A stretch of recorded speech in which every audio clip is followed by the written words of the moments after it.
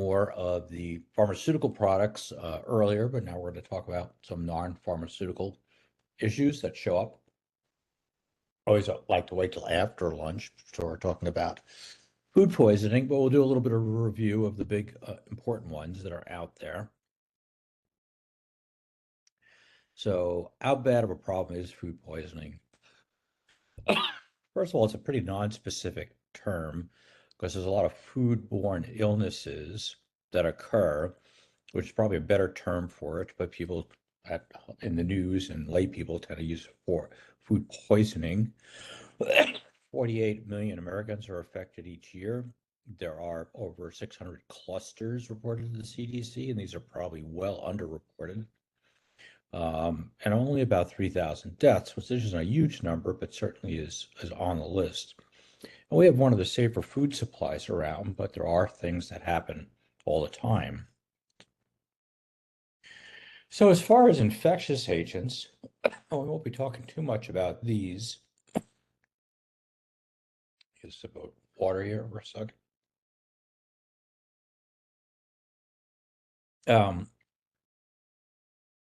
The most common thing is norovirus, and I'll address that a little bit. There's a subgroup of viruses under norovirus called SAPPOR, or sometimes written with an H, SPOH virus. Again, the differentiation between those two is not critically important. In young children up to preschool age, rotavirus is a problem, although there is a vaccine for that now. And hepatitis A seems to have occasional food outbreaks in mid-sized and larger cities, usually due to food handlers. And suddenly here that X restaurant had an outbreak of hepatitis, or this college or cafeteria or somewhere had an outbreak of hepatitis. Again, acute liver disease is the issue there. And again, there's a vaccine available for people who work in those industries. The bacterial causes are a little bit more interesting. We'll address sort of the workup of a presumptive bacterial diarrheal illness, but the big four are Salmonella, Shigella, which come up every summer, it seems, Campylobacter, which seems to be decreasing in numbers, and then E. coli, which happens in sporadic outbreaks due to food contamination. And we've certainly had our share here in the Pacific Northwest over the years. There's a few other odd ones, but I'll mention one or two of them. Bacillus cereus is usually associated with undercooked rice or really starch of any kind, so it can be undercooked pasta.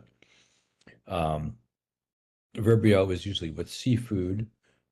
Listeria is usually with soft cheeses, and usually affects children and neonates the worst.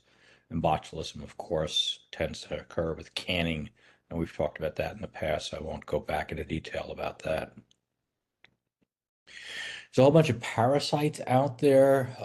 Giardia and amoeba tend to affect both healthy and immunocompromised people. It's usually from people drinking out of streams and wells and environmental sources.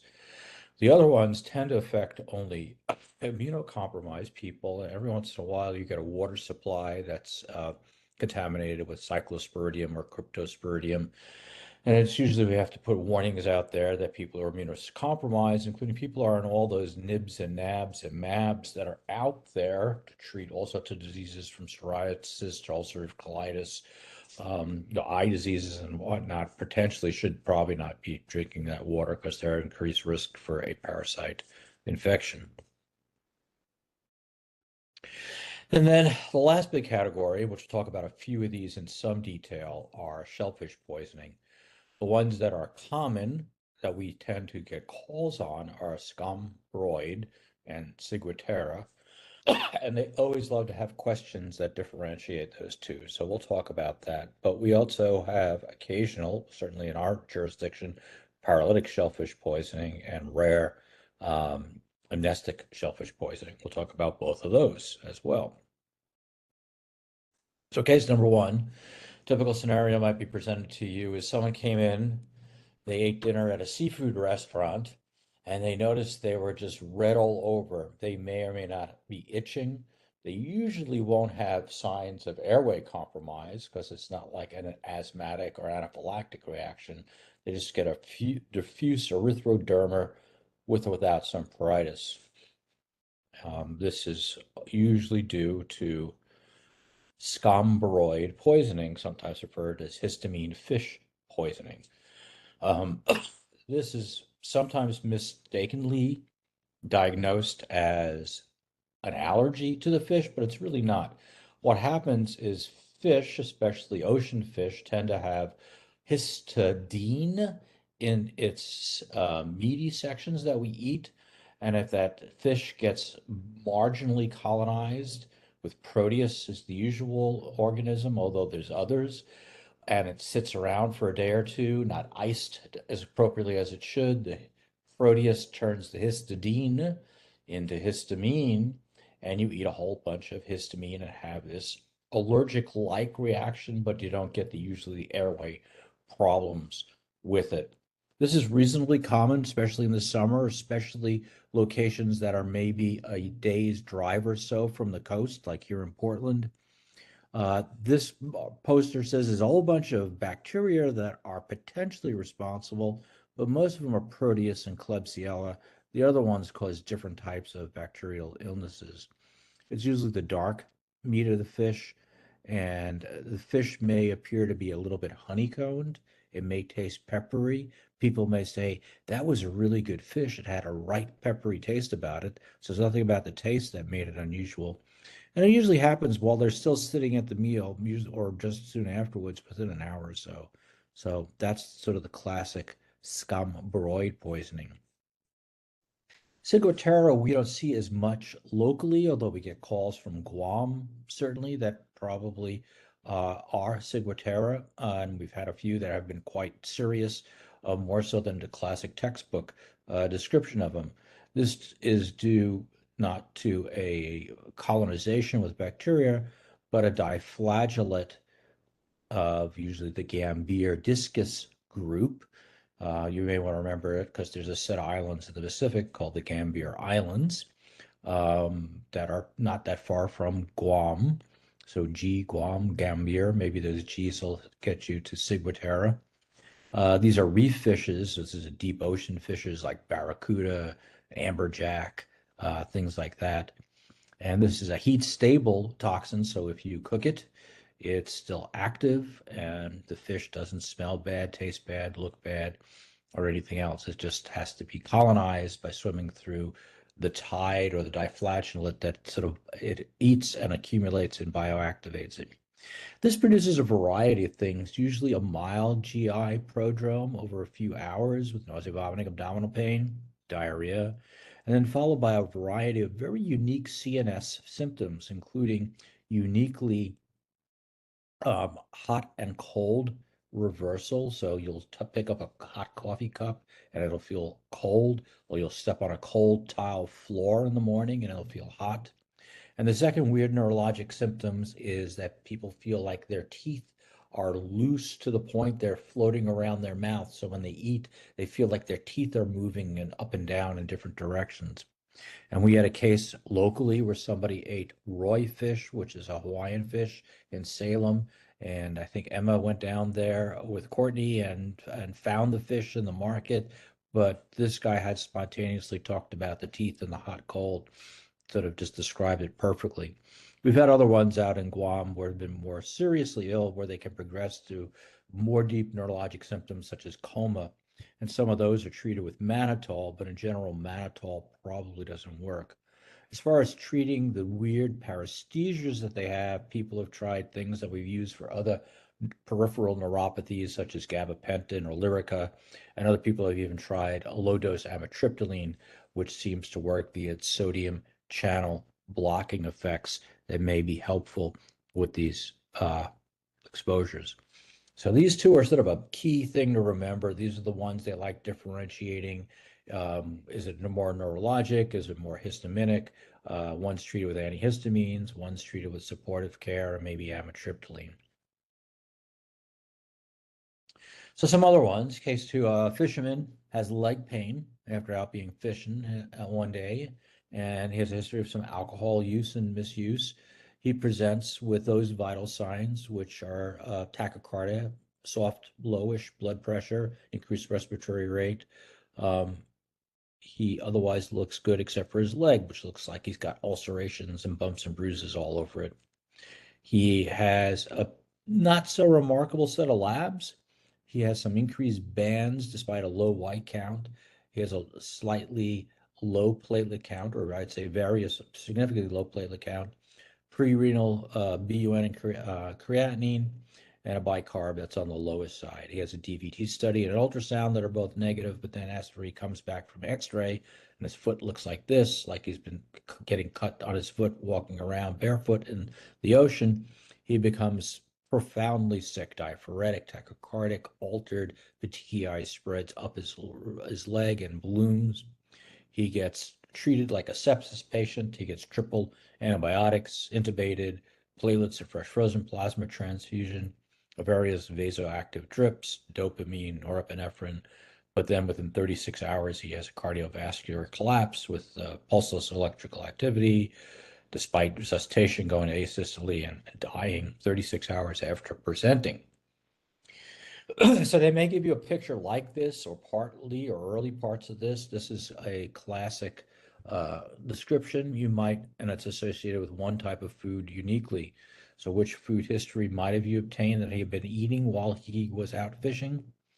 This is a typical exposure to raw oysters, which can harbor Vibrio, specifically Vibrio vulnificus.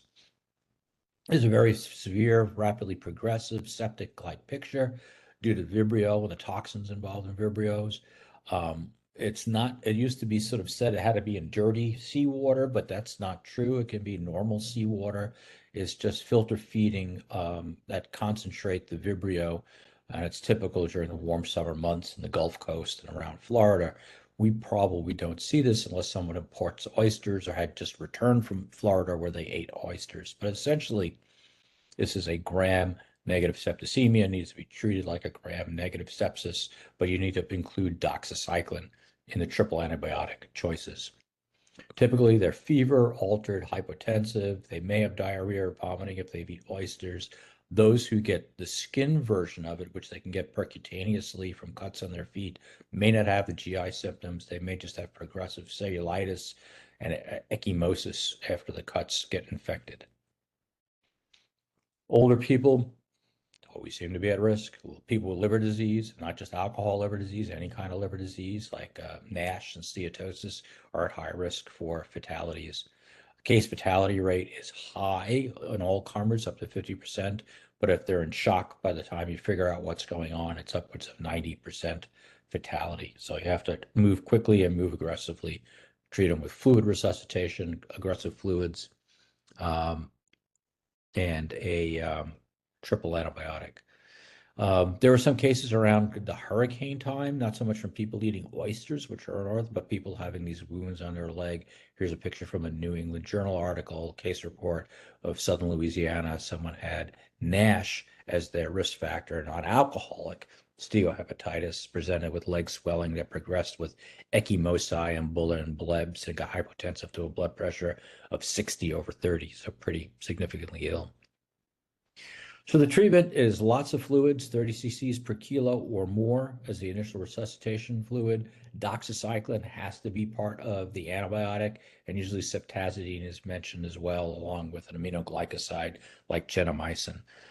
So different than our typical Zosyn and Vanc combo. This is a much more specific antibiotic picture that we need to give them. Another case, three members of a family get sick at a birthday party after eating at a seafood restaurant. Two adult children in their 30s have diarrhea, but the father, the birthday boy himself, gets sick with increasingly confusion and hypertension. He has diabetes and vomiting. He presents to the hospital with even worse vital signs than the person we just saw: significantly tachycardic, increased respiratory rate, shocky blood pressure. He's confused, diaphoretic. His glucose is slightly out of control. His white counts are elevated. The rest of his labs, including his head CT and a CSF tap, are negative. He gets intubated. He gets the fluid resuscitation and IV antibiotics that someone in sepsis may need. However, he develops persistent hypotension despite pressors, increasing ventricular arrhythmias, remains comatose, and has these telltale grimacing movements of his face that look like focal seizure activity, but are not because his bedside EEG is negative and he has disconjugate pupils. So what history of food might have been obtained in this case? This is a case of blue mussels. This is how the outbreak on Prince Edward Island in the 1980s occurred. This is classic. Domoic acid is the toxin. Amnestic or amnesic shellfish poisoning, I've seen it written and pronounced both ways, have occurred. The original investigation in New Brunswick and Prince Edward Island realized that the mussels were harvested from a specific river estuary, and over 200 people were ill, and they met strict case definition criteria in about 100 cases.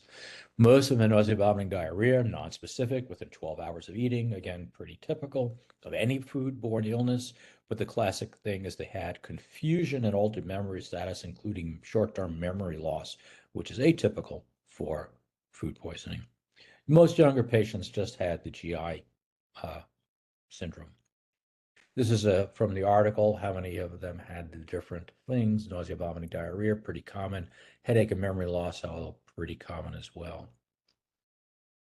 12 patients ended up in the ICU. They had things like grimacing and chewing movements, hiccups and uncontrolled crying spells, mutism with inability to talk, and almost all of them, 8 out of the 12 had seizures, and 9 out of the 12 became comatose. So I had this progressive neurologic with weird, bizarre movement disorders of their face. It's classic for domoic acid.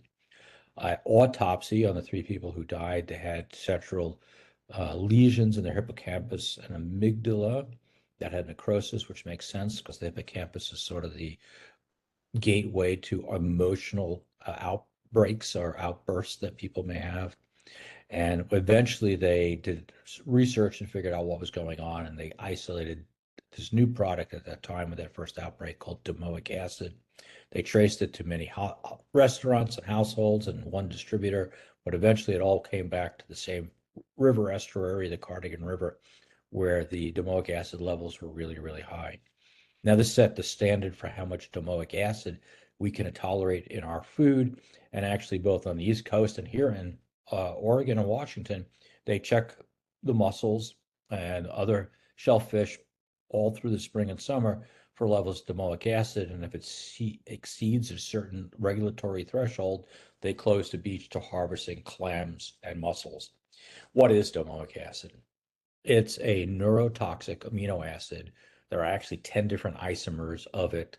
It's very similar to glutamate, which is an excitatory amino acid that works not at the NMDA receptor, which is how we often think of glutamate excitatory amino acids, but at a different, less talked about receptor called the kainate receptor.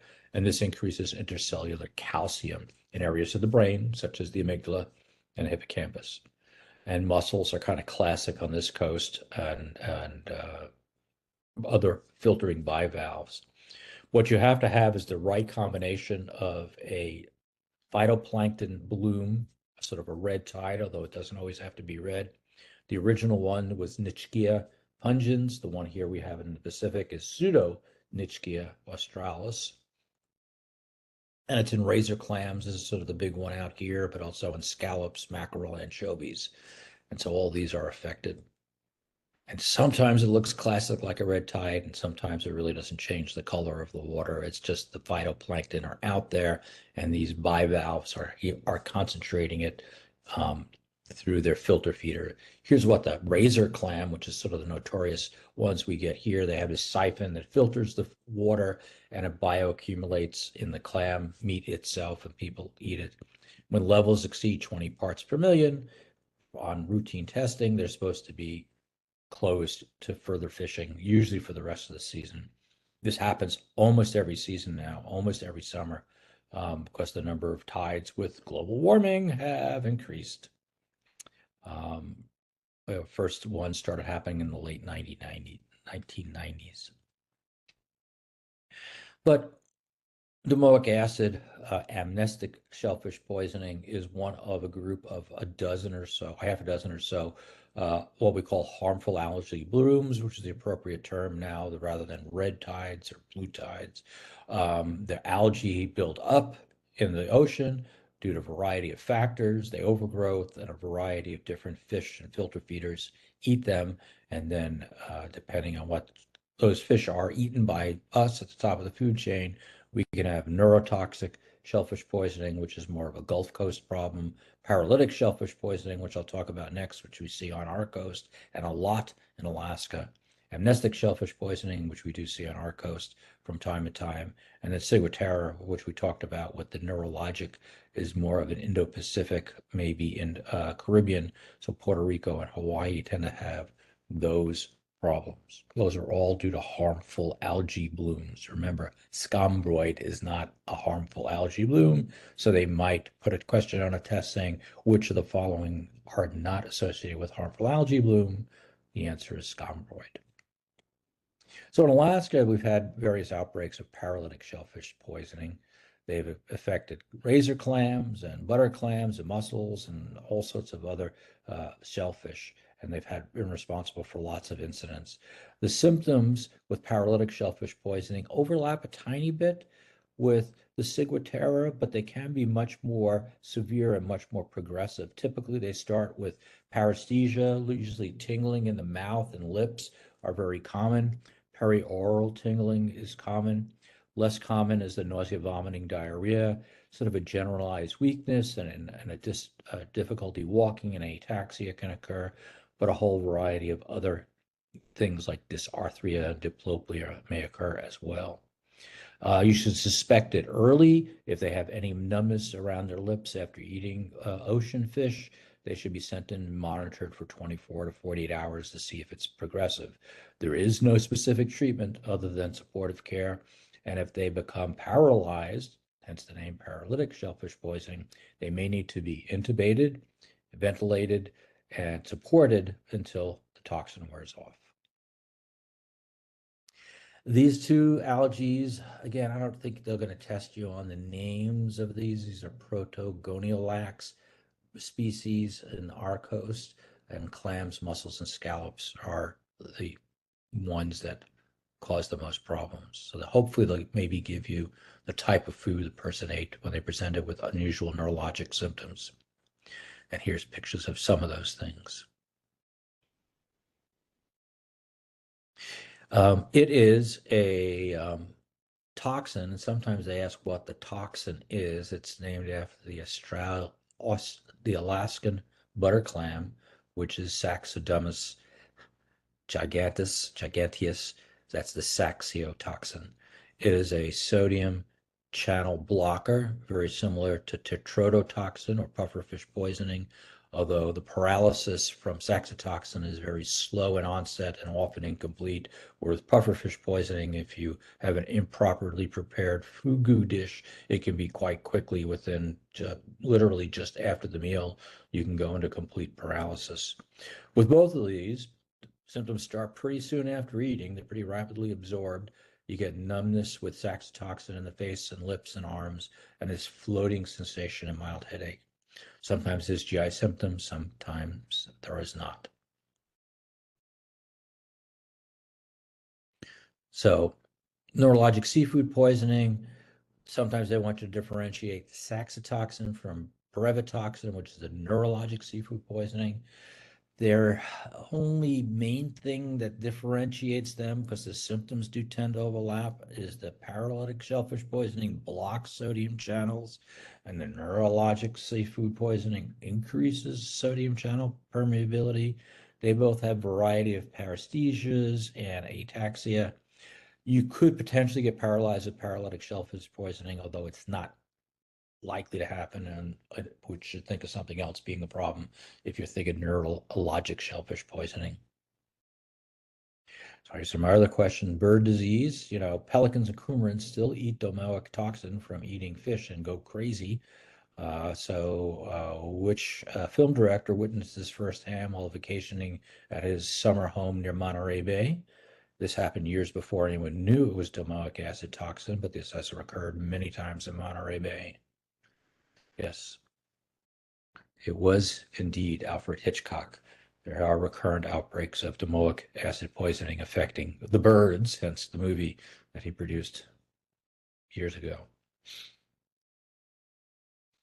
All right, another case.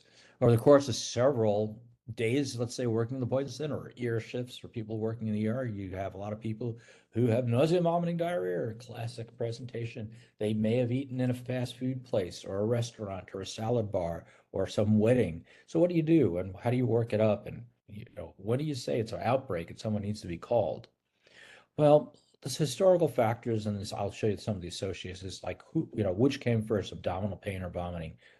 An old surgical saw I once heard is pain before vomiting is surgical disease, and vomiting before pain is medical disease. It doesn't hold true 100% of the time, but it's pretty good for beginning to sort things out. I would ask where and what they ate and how much for the last few days, because it's not always the last meal or the thing they ate last night.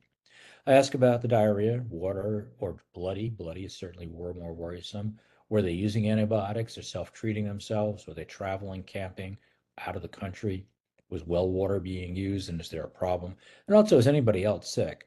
And then, what medical problems do they have? What's their immune status? Are they taking immunologic suppressant drugs or even steroids could maybe increase their risk of certain issues?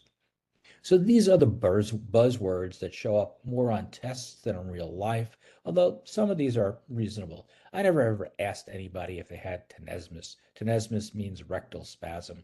I'm not even sure how I would describe that to somebody, but classically it's associated with Shigella or shigellosis. Something that may be more obvious is someone who has a seizure. Seizures tend to occur with either shigellosis or E. coli, which I'll talk about in a little bit more depth, the 0157H7. Fever implies an invasive organism versus just a bacterial, viral illness. Stuff that happens early is usually a preformed toxin. The two that we worry about there are preformed Staph aureus toxin or preformed Bacillus cereus toxin, which is cereulide, which is often associated with pasta and spaghetti and rice. Bloating can be associated with giardia. Usually there's a camping or outdoors history associated with that.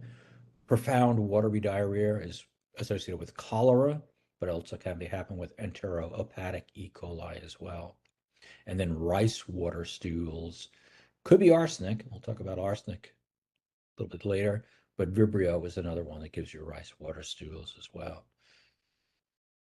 So who should get a diarrhea sample? The CDC recommends bloody stools, fever, people who are dehydrated, people who have a travel history, and diarrhea that has lasted more than 24 hours. Now, most people nowadays come in actually before 24 hours, but there's a lot of people who come in after 2 or 3 days of diarrhea. The recommendation is still there to get cultured because ultimately we have had these outbreaks that have been slow to be picked up, associated with both restaurant associated outbreaks and elsewhere. What do we send when we do get a stool sample? It's Salmonella, Shigella, Campylobacter, and E. coli 0157. In young preschool children, you can do a rotavirus culture, and in large outbreaks where large numbers of people are coming in, it may be reasonable to send norovirus because those outbreaks tend to be highly infectious and contagious and even recurrent until they're nipped in the bud. I don't get over parasites, although a lot of people just do them anyway, unless there's some weird history.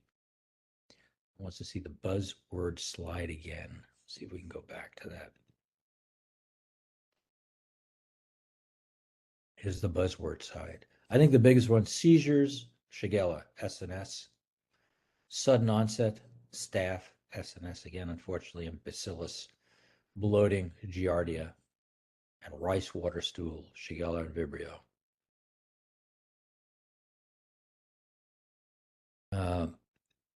So let's talk about one is very near and dear to all of our hearts here in the Pacific Northwest, but also comes up recurrent. It seems like every other summer, maybe, or every summer.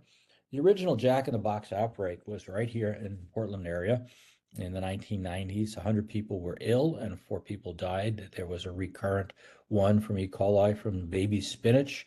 So it's not just the burgers, it's the vegetables. 3 people died in that one.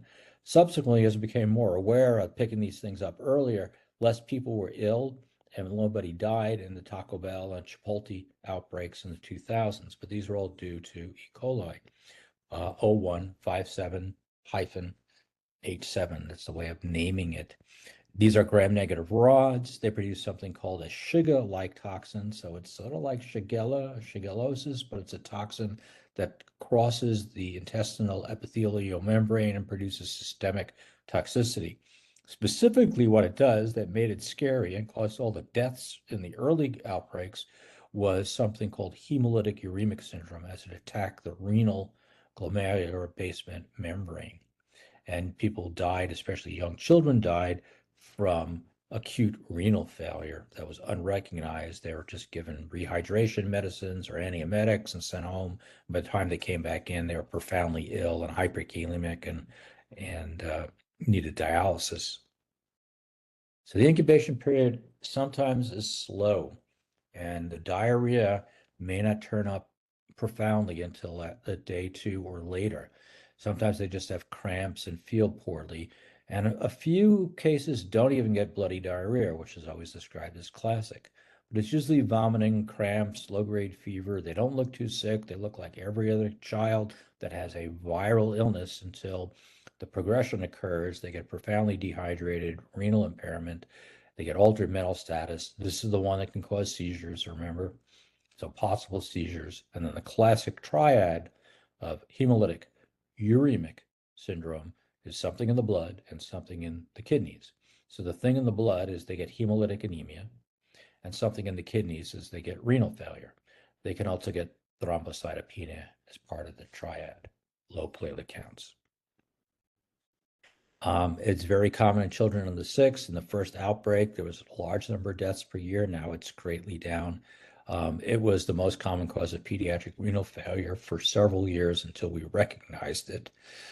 There's been outbreaks in other countries associated with different strains of E. coli, including UTIs of E. coli. So what do you usually see? Elevated white cells, bloody diarrhea in most, but not all cases. You don't want to treat them with Lomotil or loperamide or antibiotics. That usually makes things worse. And they have decreased urine output and anuria early. And then children less than 2 seem to do worse than others. Treatment is hydration, hydration, hydration. Do not give antidiarrheal agents.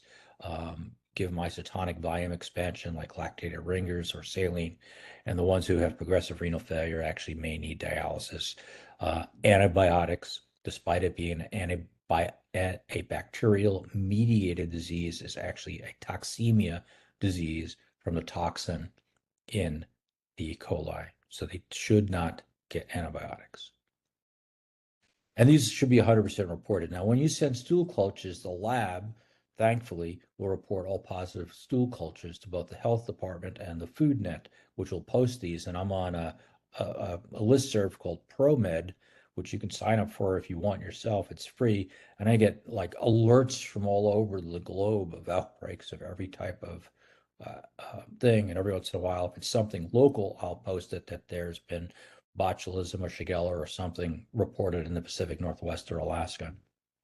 But if you have a suspicion, we should maybe talk with medical backup about talking to the health department, especially if you have 3 or more people involved in a cluster or everybody got sick at the same event, like a wedding or some other venue. The health department has the ability to go out and investigate, get cultures and samples of food where we don't. So that brings us to Norwalk virus. The most common cause of diarrhea in the United States and probably everywhere. It was named after the city where the outbreak first occurred, which was the normal nomenclature for the time. Everyone thinks it's Connecticut, but it isn't. It was somewhere in, I think, Ohio. It's the clusters happen every winter. They tried to, after the complaining of several cities that are named Norwalk, they changed it to Norwalk-like virus, but that didn't fool anybody. And eventually they called it norovirus. There's another caliciviraridae virus called separovirus, and this is common in these widespread nursing home outbreaks of nausea, vomiting, and specifically diarrhea. 23 million cases. This is over half of all foodborne illness cases in the United States. We said it was 40 plus million total. 23 million of them are due to norovirus. It's got a high secondary attack rate. If you like don't wash your hands, or in a nursing home don't use gloves and gowns, almost everybody else will get sick. These are the ones where they have cruise ship where they go out to sea and everyone comes back saying they were sitting leaning over the railing, vomiting all during the thing. It's happened in hospitals, camps, military barracks, and it can be any source of food that's contaminated with water. Celery has even been thing. The thing that differentiates it from rotavirus is the age. Rotavirus is really a 6 to 12, 24-month-old disease. The onset's about the same. Rotavirus tends to last longer. I am told by my pediatrician colleagues that it smells very unique. I don't know if I could tell the difference, but it's got this really noxious, terrible rotavirus smell. The good news is there's some vaccines, although the first couple were withdrawn. There's a quick assay for it. You can make the diagnosis and reassure the parents, despite how horrible their children's diaper smells, that it is just a virus and not a bacterial, and don't keep throwing multiple antibiotics at them. The norovirus tends to be anybody and everybody, and the secondary attack rate is really high, and you don't ever develop immunity to it. So even if you had it 2 weeks ago, you can still get it again. And whenever we have these outbreaks, it's better to let the health department know early so they can put up some kind of warning, especially if it's in places at high-risk people like nursing homes or or hospitals. So in summary, in general, we don't have to treat salmonella, at least according to the Cochrane review, although people who have fever probably have typhoid fever. They probably should be treated with either Bactrim, trimethoprim sulfur, ampicillin, or fluoroquinolones. I think we're going away from fluoroquinolones because fluoroquinolones, and Rob mentioned in his antibiotic lecture, are associated with aortic tears and other issues and tendon tears and the Achilles tendon. So if we can use something like Bactrim for Salmonella, Shigella, those are the ones we probably are treating.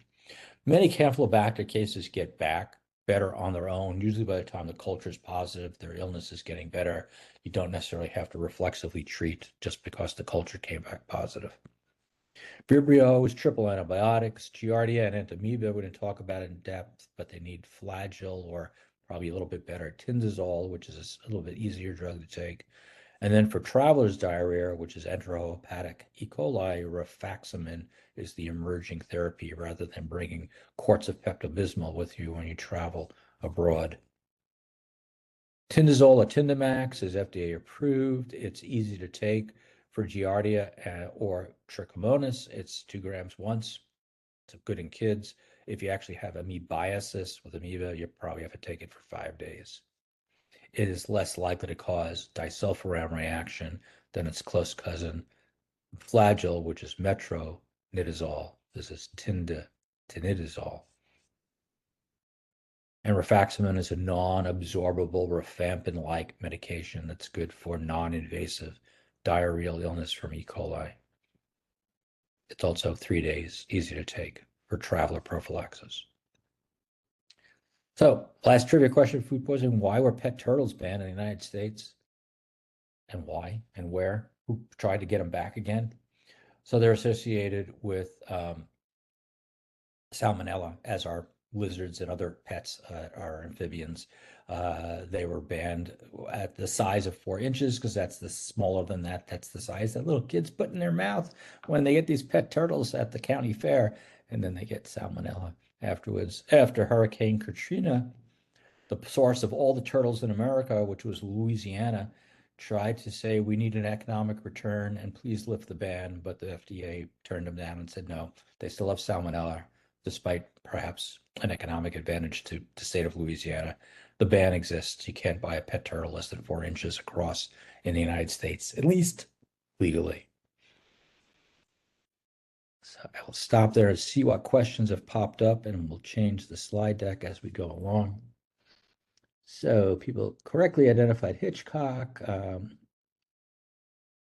Let's see, for Vibrio, is the cellulitis from puncture wound or develops as a result of systemic ingestion? So they're both. So there's two forms of Vibrio vulnificus. Some of it can be from wounds of the water that, and it doesn't have to be brackish or water. It can just be some cuts on your foot. And it's usually in people who have some sort of immunocompromise, typically just even mild alcohol or liver disease that are at high risk. But there's also a much more fulminant and progressive version from eating raw oysters where the Vibrio is in the oysters themselves. And they have this full-blown early sepsis with nausea and vomiting. Are anything reportable, taste alterations? A lot of these don't taste that too bad. In fact, some of them taste better. People have said things like ciguatera tastes peppery and things like that. But if you have a documented one or even a highly suspicious one, it's always appropriate to call the health department and say, we've got two people who ate in a restaurant who have who are now in the emergency room with a foodborne illness. They're the ones who can investigate. They're the ER doc's not going to do it. We're not going to do it. They're the ones that can actually go to the restaurant and get samples and figure out what's going on. During norovirus outbreaks, what's the most common? It's just hand to mouth. I love it when the public health people get on TV and try to explain fecal oral contamination in a sort of pleasant TV way. It's basically contamination of the rectal effluent somehow with incomplete hand washing